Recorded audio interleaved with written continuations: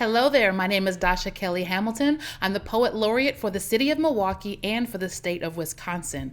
I am overjoyed to be able to celebrate our emerging poet voices this year. I know we had a little thing called a virus and a pandemic that kept us from gathering last year, and even though we're still together virtually, I'm excited that we're able to put some virtual and digital love around these three exciting voices. Now, emerging just suggests that they are, in my opinion, that they are pouring themselves into their work in a fresh way. But I'm excited to say these voices are not unfamiliar. So does it mean that they're new? Emerging means that they've been around, they've been shaping their craft, they've been defining their aesthetic, and they've been saying no to a lot of other influences that all of us go through along the journey of really finding our voice. So I just wanted to make that clarification that these poets we're going to celebrate today, none of them are brand new to this game. They are incredibly talented. They've been around for more than a minute, and at this point we are all going to be able to celebrate and recognize in them and with them the journeys that their works are taking. So before we hear from them, I have a few pieces I'm going to share along the way. And this idea of shaping voice, there are pieces that are relatively new that are possibly topics or approaches that along the journey I may not have had the confidence or may not have felt that anyone else would have wanted to or been able to relate.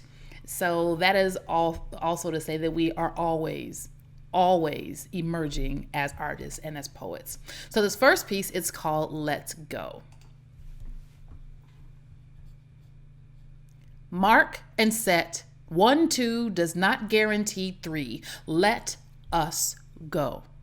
Perhaps if we delete contractions, dissuade abbreviations, discourage any swallowing of letters. We don't always know the strength of our clenched fingers tight around what we believe, what we think we know. Especially if our knowing is only holding on, hanging tight. Let's go. Step into the process of moving onward. Go. Let us mind our sunrises, smooth through our horizon falls. The sun collapses again and again. Let us. Again and again. Go again and again.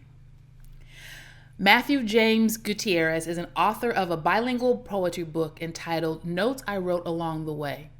He obtained a bachelor's in science and a master's in educational psychology from the University of Wisconsin-Milwaukee. As an undergraduate, he studied creative writing, focusing on fiction and poetry. Other experiences include screenplay and television writing courses at UCLA. Everyone, let's welcome Matthew. Hello, everyone. My name is Matthew Gutierrez. Born and raised in Milwaukee, Wisconsin. I've been writing since I was a teenager, which was many, many moons ago. However, I didn't decide until a few years ago that I was going to write in terms of having it published. Before I was just writing for myself, just thought I was just, writing my emotions onto paper, just for me. But then I got this bright idea. I said, you know what? I'm going to start trying to publish these. I'm going to try to get them out there. Why keep them to myself, right? Let other people read them. Anyway, on with the show. I'm going to read from a book I published in October called Notes I Wrote Along the Way. I hope you enjoy. All right. I'm going to open with a poem called A Loner and a Ghost. This was a poem I wrote for a friend of mine. He passed away in 2002, the young age of 18. Loner and a Ghost. My dear friend, you're a ghost. A welcome memory sitting in the passenger side. A ride that is yet to end. It's been quite some years, yet here we are. A loner and a ghost. Still passing through these seasoned city streets. I see your image often, deep in facial lines, twins of a kind, and family members you left behind. Aging has left its mark on my soul and weakened my heart. But you possess a youthful smile and the eyes of 18 years and full of hope, wide-eyed and ready to take a rebellious bite out of life. A friend, a sunset, car rides through the ambitious night, discussing girls, sex, heartaches and headaches. Big city streets designed as a playground for young hearts and carefree concerns, living for the moment, the minutes and hours at hand. Headphones and constant conversations, unaware if the words were directed to me or the universe, as you negotiated ways to see another day. Rolling the dice on a game of chance, equipped with a deck of unanswered questions, constantly reminded of what was so perfectly pointed out at birth. Play by play, one mysterious morning, and unanswered calls, seeking and searching, door to door, nothing left to explore. Hospital hallways painted an ominous picture of reality, a dark tragedy. Having to admit that tomorrow may never come, that there will never be another rise of the sun. While years have passed and times have changed, one thing remains. Deep inside my mind, that long-lasting ride. Here we are, again, a loner and a ghost. Okay.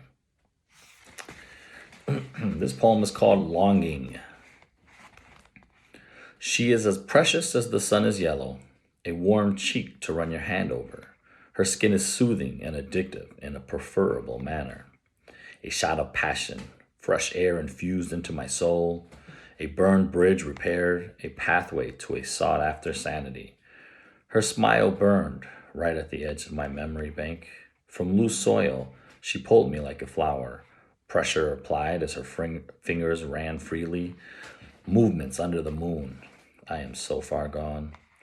Tender shadow, silly demons that no longer haunt these streets. An alleyway where we meet under a lamppost. I watch as she greets me. Her heart emotionally feeds me. A lasting memory of when the stars and planets provided her for me. Freely, directly, in some distant world. I long for her to long for me. When she is away, it's as if time and space are colored with paints that are mixed with delusion.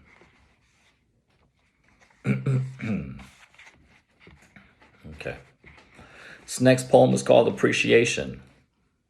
A deep thank you to life. This has been a valuable lesson indeed, one which I will use as I move along. She was a teacher, a valuable instructor in my approach, my beliefs, and perception. I bid her a farewell as we softly and gently part ways. I am uncertain if a hug or handshake would work best. Words could be said, but at this moment, they do not matter. Nothing can change the outcome. It was inevitable from the start. The writing was on the wall before we entered the room. Deep down, we knew this day would come, that this scene would play out as it has in so many dramatic productions. We were no different, no stranger to the will of life, the shifting from day to day, moment to moment. I tried to love her, perhaps I was wrong, or didn't know any better, naive in many ways. My back to the sun, bag on my shoulder, the clouds serve as my guide for the long road ahead. Flowers in the wind, a summer breeze, and a dirt flooring, as the quiet and tranquil surroundings welcome me. Okay. This next poem is called Beautiful Life. Well, life can be beautiful. It sure is. As a child, I created ideas of what life should have been and how it may play out, like characters brought to stage in reflection of all that was me. I came to breathe the same air that produced creativity and bright colors to the minds of melancholy. I believed that progress meant going forward, that finding hope meant grasping the unseen, but I may be mistaken. There's no sin in going backwards or letting go of what has yet to exist. Mountains of moments and memories, a life full of unexplained mishaps and missed opportunities. I run my hands over an image that burns like a wildfire. There is beauty in a painting that lacks perfection. The mess is obvious, but the journey is beautiful. Yes, indeed, life can be a mess, but a beautiful mess indeed. This poem is called Meeting a Stranger. Let's talk. Open with what you like and dislike. What brings joy to your day, and if the sun breaks into your bedroom from the east or the west. Say something out loud, what you refuse to tell yourself alone, under the shelter of the darkness in your home. Have you any jokes? Can you make me laugh? Let's discuss your favorite piece of pie and which flavor tea opens your eye. Pretend I am your journal. Lay your worries and troubles upon my pages.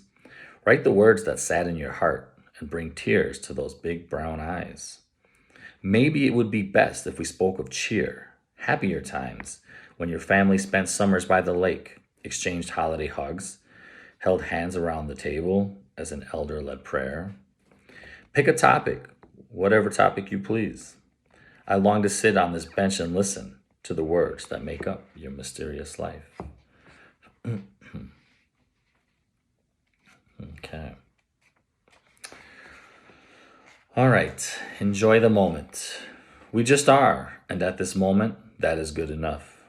Living in the now, engulfed and smothered in it, to enjoy her today and care not for what may come tomorrow. Taking time to laugh out loud with her. Childish manners as I play alongside of her. Holding her hand as nature pretends not to watch. Kissing her fingers and forehead. These gentle reassurances of appreciation. Back scratches and bear hugs, hoping to never let go. Horseback rides, handshakes, and high fives. One sunset and moonrise at a time, never looking forward or too far back. Eyes locked on smiles, feelings that forgot how to work. A heart pounding and thoughts racing. We will ponder what may or may not when the stars set the stage on a day that has yet to exist. Good one there. Enjoy the moment. Just enjoy the moment you are in right now. Enjoy life. Okay. The next one I'm going to read is called God's Storyboard. It's as if God has a storyboard behind him at his desk and everybody's on it. A collection of unknown art, pieces on a wall, a gallery of scenes resembling my life. Push them together so that they may tell a story. Conversation pieces for the well-to-dos. Dramatized with uncertainty, second-guessing to the grandest of degrees. A self-portrait for each year forgotten. The hardships brushed between the lines on my palms. I barely recognize who I was once upon a time.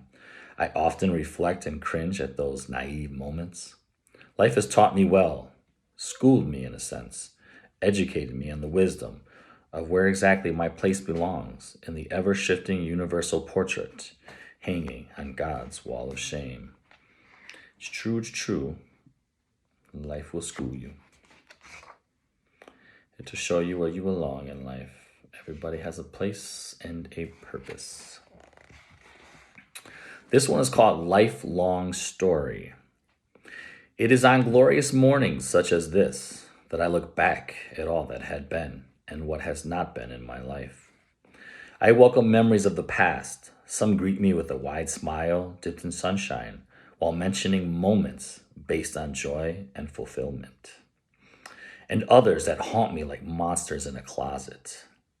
They remind me of pain and angst, the past not too far behind in footprints, yesterday mixed with a small pinch of tomorrow.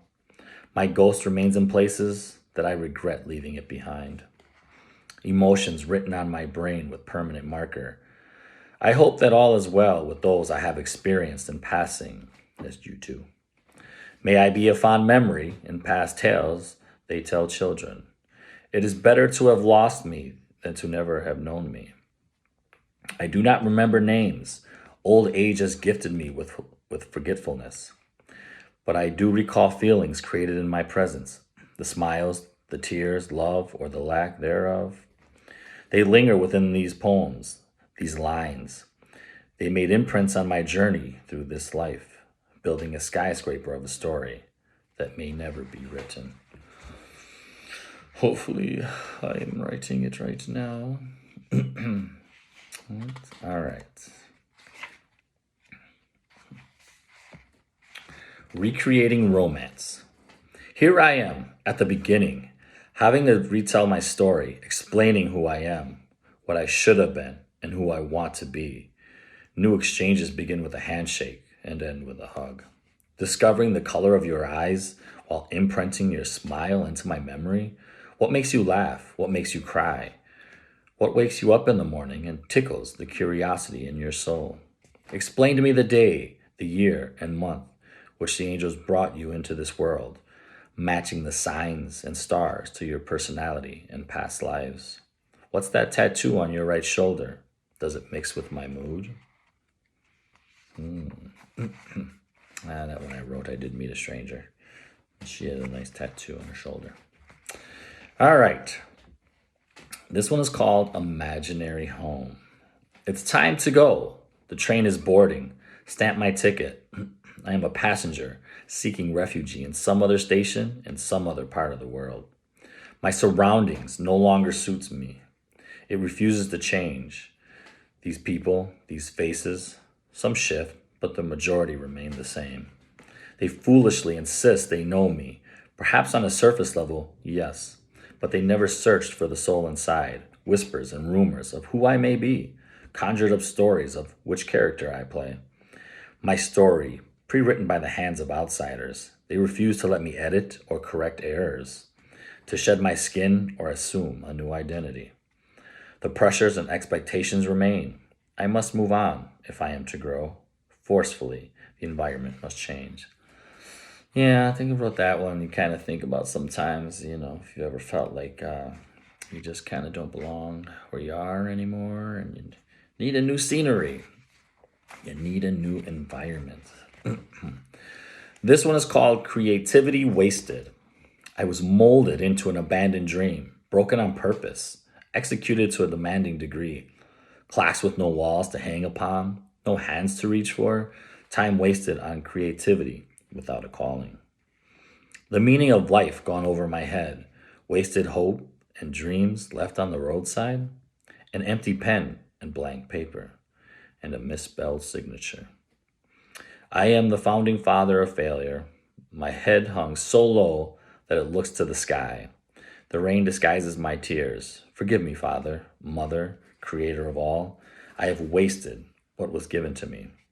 You have my promise, pinky swear, my effort will be greater. Should this writing itch follow me, in the next life I am granted.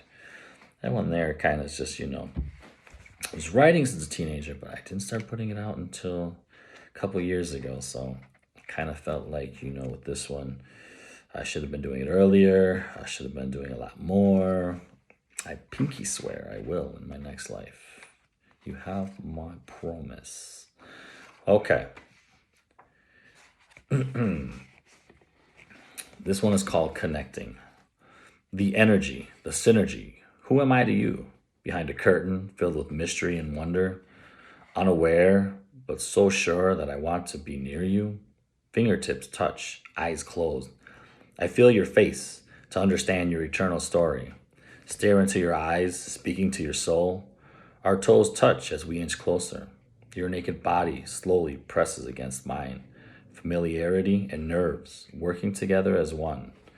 Our hearts beat faster, our movements lost in the knowledge that we are new to one another. A slow process, discovering who you are and what you like. Silent questions while sounds provide answers. Come to me. Give yourself away. I'll hand over my lost ways. Let's be found on an island where our bodies can grow in and out of position, where time is no longer relevant, our separate lives mixed together as one, bonded and labeled fragile, to be handled gently by the moon in hopes that we are not broken. Okay. All right. For my last one, I'm going to read Universal Control. There are moments that define us and provide clarity. In the same manner, a broken window provides sunlight to a dying fern. Birds gather up forgotten expectations and carry them to safety. High in a pine tree, a mother feeds her future. A gust of wind propels thoughts over restless waters. The ocean is home. Cleanse we shall, and burdens be washed. Untamed rocks provide safety to seagulls while stabbing fishermen in the back as boats brace for impact. One thing we can all agree, nature's free. Dust settles as fog falls into view. A soul searches through hidden canals and rivers that flow. Whispers from strangers that once walked this path. They too searched for shelter from a short-tempered universe. Thank you very much. The book is called Notes I Wrote Along the Way. I hope you enjoyed some of the poems that are in the book. Thank you for being here. Thank you for allowing me to be here. I hope you have a great day. Enjoy yourself and take it easy.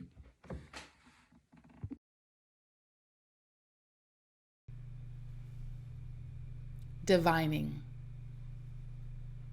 Maybe it's nothing. Too many hugs, too few chances, detritus of millennia blurring lineage. Maybe it's not the work of gods rattling scattered femurs and leaves. Don't you already wish upon words, bones, and stars? Trace some knowing etched into your nature, summoning the wind, bending time. Maybe it's not a thing. Maybe you've always been fluent in dreams. Brian Cherry is a poet and a musician. He is the author of a chapbook of poetry, Funeral Journey through the Quail Press, and a full-length collection of poems, Ruins, Ruminations, and Rituals through Anarcho Welfare Press, both published in 2019. His work has also been featured in Return to the Gathering Place of Waters anthology through the Vegetarian Alcoholic Press, as well as in South Florida Poetry Journal. Born and raised in Milwaukee, he is of and shaped by his evolving home city. He is guided by what he considers to be magical forces, listening and love. Let's welcome Byron.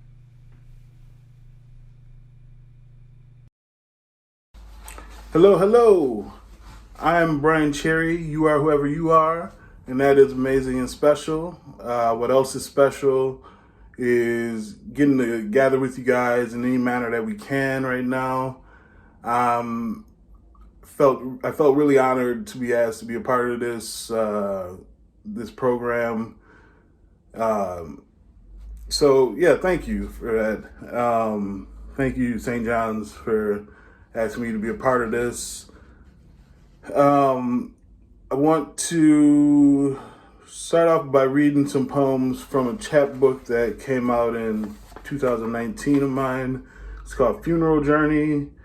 Came out in the Quail Press, and this first poem is about using YouTube to find poets reading their poems, and this one is called Watching Frank O'Hara Reading, Having a Coke with You. Cigarette is held as if transformed into a right-hand afterthought. Where's the ash that cigarette created? That was 1966. It is now 52 years after he listed places that I still have no idea about. That ash has to be somewhere, probably not his ash, but his what and where. 52 years ago was 1 year after Congress decreed that packs of cigarettes would carry a warning. Caution, cigarette smoking may be hazardous to your health. This mosaic man, whose eyes grazed the camera exactly 4 times in the 1 minute and 45 seconds, who mentioned 7 severed locales which rise through the fragmentation, occasionally moves the cigarette to rhythm on the emphasis words. Was he concerned about what this eternal cigarette and all the other smoky silhouette-inducing cylinders, colloquially squares, might do to him? So many cigarette pictures of this man. So much zagging language like Chinese lanterns or flame in the sky, filled with numerous luminous cold constellations. The sky, his gentle tongue. In a few short numbered days from this poem's recitation, Fire Island waits to cull him. I just hope he was not concerned about the potential for cigarette death. It helps me to believe that those ashes endings are now somehow a part of a red-winged blackbird slumbering about in dew-damp Kentucky bluegrass nascent Midwest spring. That at least some of his body's molecules have become grime, that is, mucking up the painting of a young man on his horse at the Frick Collection in New York City.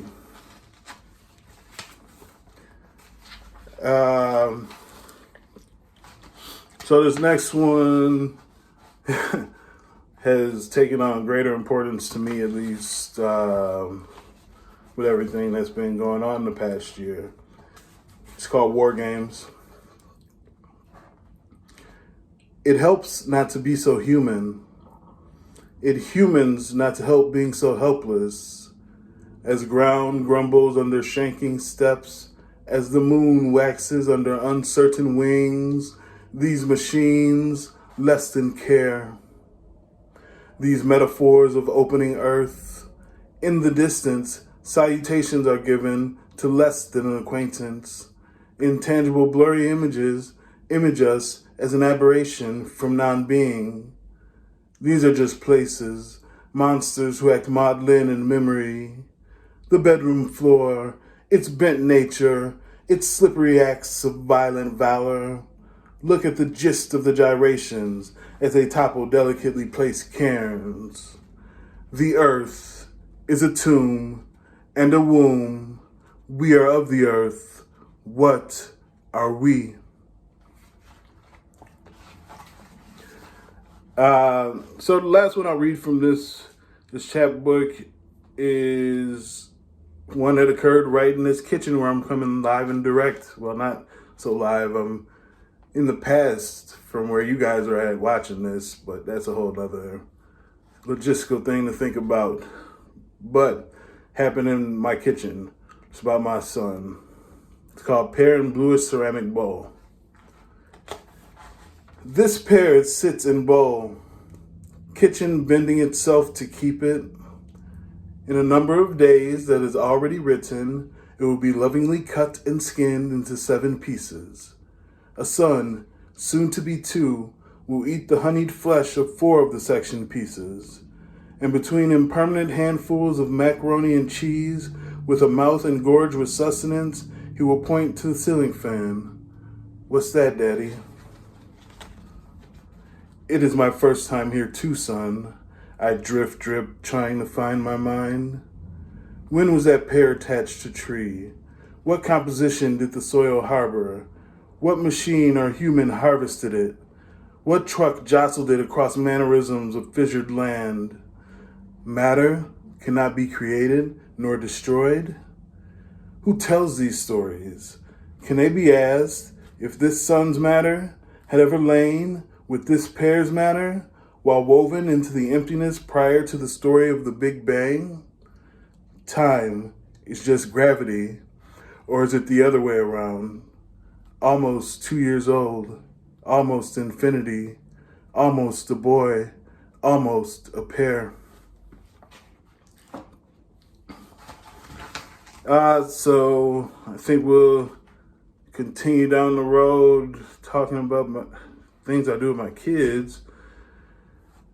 This poem's about going to the zoo. It's called Eligibility Verification. It seemed like all the people procreating these days end up at the zoo on Saturday mornings as soon as the zoo opens at 9 in the a.m. It seemed like a good percentage of them have the people that procreated them in tow. All this is sex. All this is holy. All this is mundane. The penguins jump in, out of concurring water. This is a 51-degree grayscale spring day where the polar bear looks dirty and full of scran sleeping on a rock. How many winners of the death struggle to make it to the next generation are armed with fruit snacks? Snacks that do not taste of fruit. Facade alluding to the wildness immured. It all reeks of a gentleness one can barely feel. Fitness, finessing patterns out these humans. Humans, finessing patterns out this fitness. So this one was kind of a dream that I had. And yeah, and then it gets to be kind of about, not taking yourself too seriously. It's called Uncontrolled Intersections, number 4. I'm at the fake granite countertop in my small burst orange kitchen with a bird, probably 43 ounces of bird which has never known flight or been able to run, and I rip flesh out with my bare hands. Paring knife is sharp and reachable, yet I rip its rotisserie garlic and other herb-infused left breast flesh out with bare hands, even taking bite without plating first. Animal me comes to light, and umbrates, obliterates well-heeled me. Put on your business casual clothes before work me. Use words that are too big for me like umbrates me. Walk cleanly bipedal me. And I allow the clear juices of the flesh, which has been cooked evenly to 165 degrees Fahrenheit, so it is safe, to run down my not shaven for 2 days stubble face. What arousal I amass from this private ritual. With wife of 11 years busy rearing our 2 children in one of our 2 equally as small as my killing-filled kitchen bedrooms.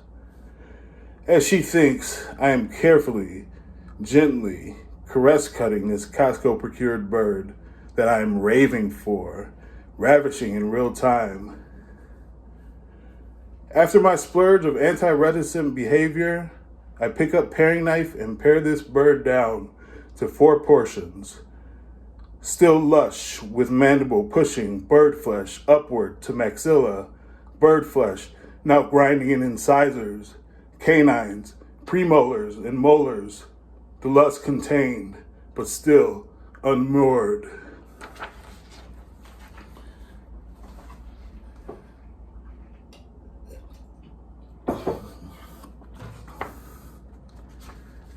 This is called sex.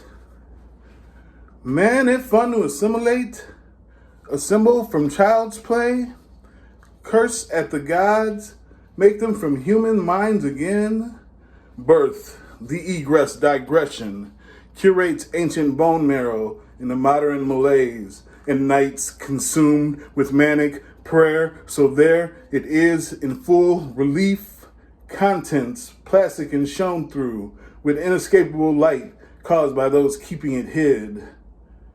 To open up the overlays that strike out, that sink in, as the floating debris again washes ashore.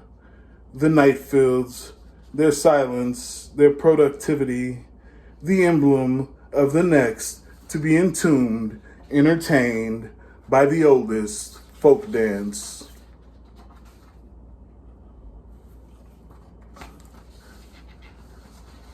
Let's see. This is called Eat Everything. The siege starts without warning. Everyone eating everything. Grim progression of gyrating plates. You know the street's dead, but it ain't stopped the killing. Merchant mercenaries hot for an investment. Ghosts can only wave so long before hands float off and climb hill away from cooling pooling of water. After dirt wiped from static eyes, like it was said, something is decapitated. It ain't like its head was ever in the right place though. It's filthy rich out here beyond the surface. It is belly full of justification and an arch denialism. Coltrane beaming Alabama from the implications. Never knew enough to make it. Tripped up the sour vine floor. Heaven, you and I got a problem. Heaven, intercede on or fully join the riot. Just like a pitch to be made in a corporate environment, we do not lack commerce. Just like a gas station parking lot to spit out, hey, hey, babies, and metaphor gasolines. Hey, hey, baby, better gone in whites of their eyes because this is war. Didn't they bother to mention that this is life for death, messy mercantilism, my friend?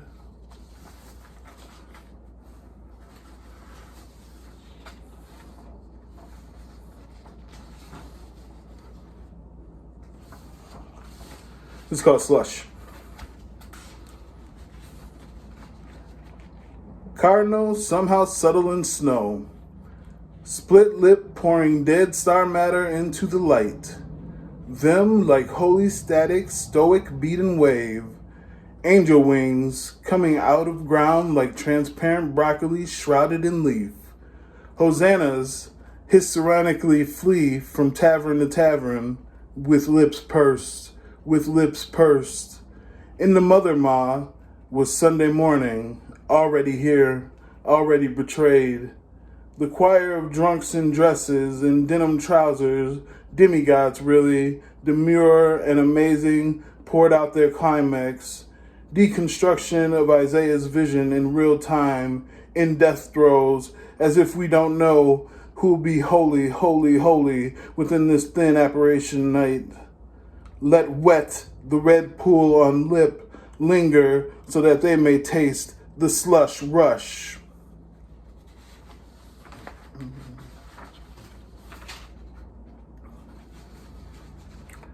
Yeah, so this has been a lot of fun.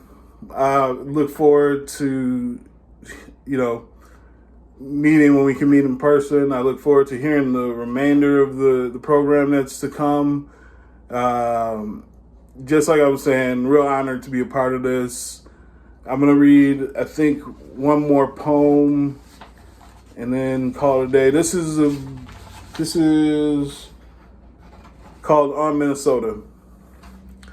Stars are vague tonight. Many mother portals open. Wild tongues reach for high flames.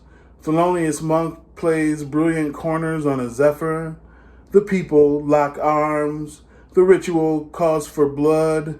Blood, where the meaning of blessing is derived. Blessed mother words. Halogen halo streetlights insist. Halo halogen lights street fight in the dark. Tattered strands of logical conclusions. Culminations of deified violence. Cataclysmic, shifting bedrock. Thank y'all so much. I'm Brian Cherry. Again, thank you so much.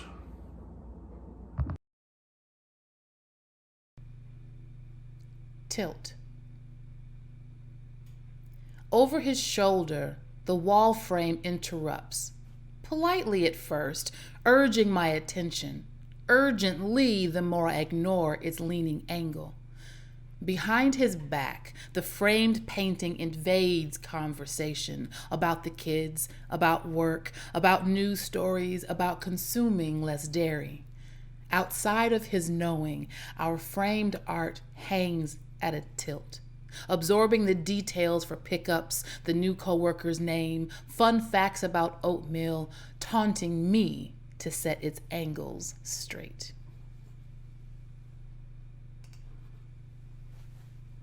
Sam Pekarsky was born, raised, with a Z, in Milwaukee and won't shut up about it. Tends to a small graveyard of musical instruments and runs a few reading series on the side.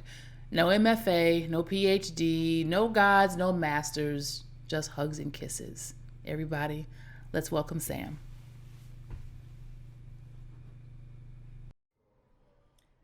Hello, I'm Sam Pekarsky. Thank you for letting me join you guys once again for National Poetry Month. And I really wish that I could be there in person, but unfortunately I think we all know what's been going on for the past year. This is the second time that I'll be joining you guys right now virtually. And once again, I'm just so thankful to be in the company of so many incredible poets who I love, respect, admire, and can even call friends. I really hope that you've enjoyed the rest of this program so far and as it continues on. And today I think I'm going to be reading a selection of poems that have appeared kind of in print, a pretty good retrospective of pieces about Milwaukee, about myself, about the people I care about poetry at large, and kind of all of the above. So thank you once again. Thank you to the other poets. Thank you to Sandy Duffy, and thank you to the team at St. John's on Lake. It's really just been a pleasure, and let's get going. So I think the first piece we're going to go with is a cute little bit I wrote for a friend of mine who I care about deeply, but we're very different. I'm a little chaotic, and he's very, very predictable. And sometimes that's nice. It's called And on This Day.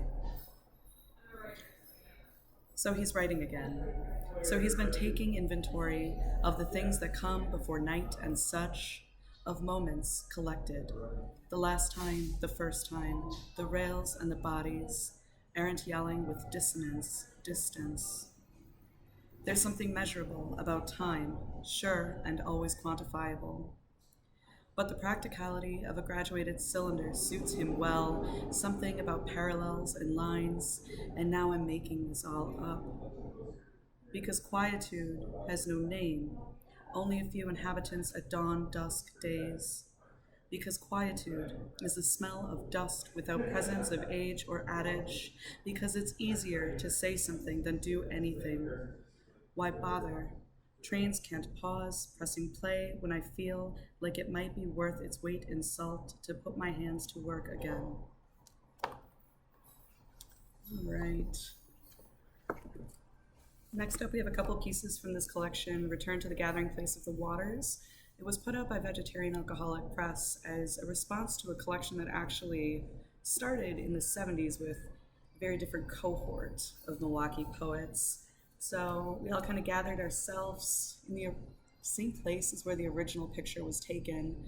And once again, I'm joined by a lot of esteemed people who I love, care about, and I'm really thankful to, share a city with. This first one is Ode to Milwaukee, kind of the things I love about every corner of the city. I want nothing but the empty street and the wind between buildings, high-rise lofts and cattle lines of twee women at the doorway to that club down on 3rd Street that everybody hates, but they still make enough money to keep their doors open for a while. It looked bleak for all of us. I want to go back to the Sydney High building or the raised tanneries that flanked the river. I want to eat at the closed restaurants my grandparents loved, before steakhouses grew windows in their secret dining rooms. I want to be blue in a red state and be red with anger at the dismal array of segregated neighborhoods, blunt racism that nobody talks enough about. The city feels its weight while the people wait quietly for something to change and know. To have hope is to have lost. I want to know everything and fear nothing in this gathering place by the water, watching ships come in, buses ship out, train tracks barren outside of Walker's Point, take a dining car from tavern to tavern or out of town, but the beginning and the end of the Rust Belt is right here. This is spoken language. My lazy tongue spat a train wreck, a haphazard collision of stubbornness, of movement, all aged and apathetic. Sacred mother tongue left bastards to mutate, inside vernacular buried by the speech of the dignified. For rhythm elsewhere, in unmapped, unregarded territory, unabashedly unpolished, across the bastard languages, sums of parts and smaller parts, ashamed to words in stable shape, the word children of crooked teeth, the smell of stale cigarettes and Schlitz, and lazy tongues and lax whispers and violent tirade left to roar in discord. The bastions of oral tradition never wondered. The bellows of men never cared. And in chorus with the other bastards, anti-prodigies in rhythm, paving the streets of low language with their bones, their fresh bones.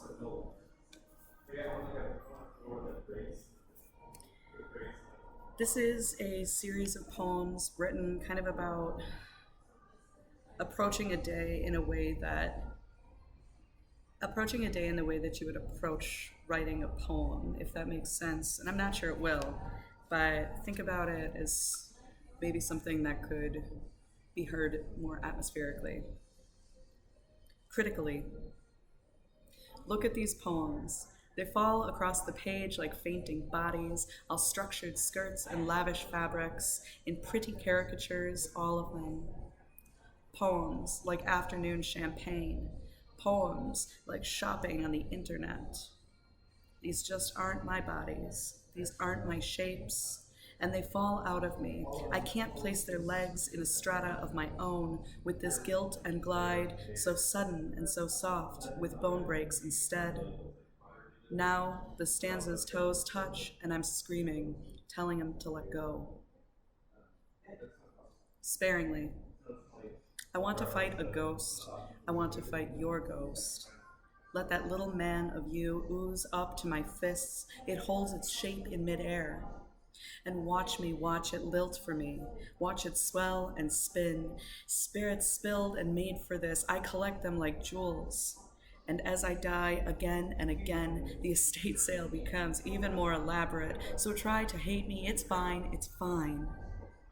It all sits beneath you, losing grip underwater and steam in the sunrise. It says to me, my God, this city sits so sweaty on the hairs of my heart, cuts the strings attached, lets the so spirals go awry. It's the air that lets me lick you, so punish that first. Mrs. Breathingly, sighing, fall in love with me. I'm really nice at times. I'm really gentle. I'll try harder. I'll speak faster. And you're a lot to unpack. You're a lot unraveled. It's all here, but where do the bones go? Okay, so sometimes I become afraid that I'm diving, I'm dying, and there is nothing left but recourse. And it's like paint, only it's not. How would it so? It's just easier not to. Sighing again. Okay, so here's another piece, a little weirder one. Forgive me while I try and find it in here. Apparently I have to look pretty hard. I thought that I had this thing dog-eared for you. So this collection is curated by somebody that lives outside of the city who I met while they were traveling in Milwaukee. These are two poems that use the same language and kind of the same themes presented in two drastically different environments. This is Quiet Country in the Name of Fields. Recreating stillness in my home by the ear of the city savvy, I think of the quietude of outlands as a roughened silence where skies consume sounds like the lights, forfeiting memories of stars, of wildlife, or the movement of trees with passive shuffle sounds of wind. I think of wrapping darkness and silence in totality. The animals are dead, as still as a thing can be. So I pull my curtains for dampening. My house, it sits dug into the ground, lets its dirt cement shroud hold the streets, and sirens are caught in humid air. Shuffling drunks can't pierce through. It's like they've never been actualized. This is how I see the creeping dark of land away from liveliness. It's fidelity to the void, or it's all the ways that I don't know better. Keep my missing memories intact. Let me trust in the silence of far away as it's deafened. This is a series called Eat the Anthrosphere. Histories in rust and ice, telling their children about the taste of iron fish, of mercury in pores, and the smell of sawdust called forth by the name of a field, of a bird bath left alone, hailing this quiet country. Eat the Anthropocene. What are limbs to me and what's mine? Calling the cold country by the air that it breathes, culling the cold country with air. Harsh light, its digits swimming in sand, and the epiphanies that come with every meal, skipped in the name of a field. Eat the Anthropologist, whose skin is swimming in linen. How much capital went into its thread count? It's like a sky's worth of shrinking pitches. Tenderly, tinder smoldering, in such skinny fists, breathe the gap, a country hushes, a border falling, The silence, it is still happening. Pressing onward. These are a couple pieces about bodies of water. And when you think about Milwaukee and water, you think about the lake. But we're a very damp city. There's kind of these pockets of wetness throughout, be it the river, be it, even a puddle on the side of the ground, or the reservoirs that used to supply our neighborhoods. Just a couple pieces about that. And as an aside, Milwaukee water has a special place in my heart. I almost died of cryptosporidium when I was a kid, but I still trust it. This is Watching Water in E minor. Bird songs became tornadoes on choppy water. Nervous from the heat, we both sat together, engorged, from the salt I carried and the tears it had ingested. Over this marina, with the vessels of rich old men, their middle-class minions tucked away, safe from the rise of the filthy sun. I watched water alone, again. If only this wasn't the first time I knew loneliness would become me, or maybe I knew that my future would depend on a devout pharmacologist, a magician that wanted to expel the terrors of the lonesome, ignorant enough that he didn't see the bottom of the sea as a cure for despair. Watching Water in F-ish minor. A harshing calm, unacceptably still, all mauves and decay, veiled secrets of bruises, little blood trails, streaked up, down, by matters of perspective. Combing, fine-tooth combing, opaque homogeneity, gradual atrophy into violet wash, blue wash, yellow wash, taking its bow before skin, anything but impolite. And this is Calm Press, D minor. In the dirt-cast grease air, crater water and stagnant breath, angular ghost clouds slinging low, waxing at earth, all true signs of incomplete timing. And our ears go pop when we go lower than expected. Our ears ring when we go louder than welcome. Bodies fall in some cool, calculated way. Raindrop, drop top, so-so radios say. With Ferris wheel boxes, Munchausen's worry wards, and push-button reveries for all. We're going to end with a couple poems from this collection. It's a very intensive thing that I made in 2018. We're going to start with two poems that are kind of loosely about a trip to Eau Claire, where I kind of came to terms with the fact that I'm just a city person. I don't do so well out there. This is For Eau Claire, Movement 1, Part 2. Understanding a desire for lawlessness, when there's enough space left to ungovern.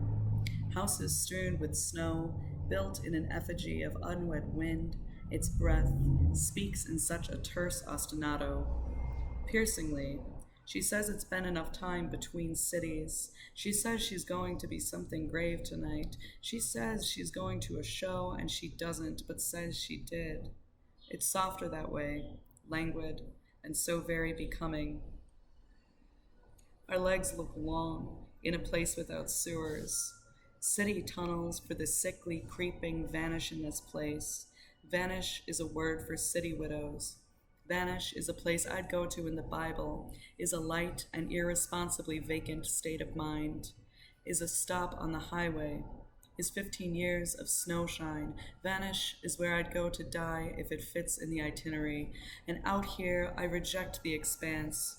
I resent the chasm between swaths of highway, and grass lays about the ditch without a hint of intent. Stays there until we are so turgid and brown, I can't breathe, I won't on purpose. I said, the terror I feel in this place is ineffable. It came out as I'm fine with a wash of fear. It came out as dead eyes and no heart. So I said to this place, swallow my name, I'll be home soon. And the second part of this poem is Movement 2, Part 4. Something dislodged in me. I'm still the shitty kid I was when I was 16, the same bastard girl that never stood a chance. It's like dredging a fever dream in the air of somebody else's living room, like dirty laundry hanging in a dead breeze. Recounting a fear of memory, how 2010 sounds like a lo-fi picture. 16 was a hellscape without enough fire, and terror feels like a place I hung my head. I remember it feebly. To usher in something poetic about ennui, I prod sleeping ghosts for the spectacle, try to tell me how this cherub needs to die. Try to tell me what I wore in the park, we'd meet and tied together by the knee.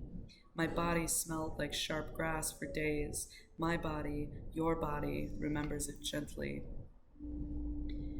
And memory has its own way of making a style, tarries and reformats bones in their God-given strata.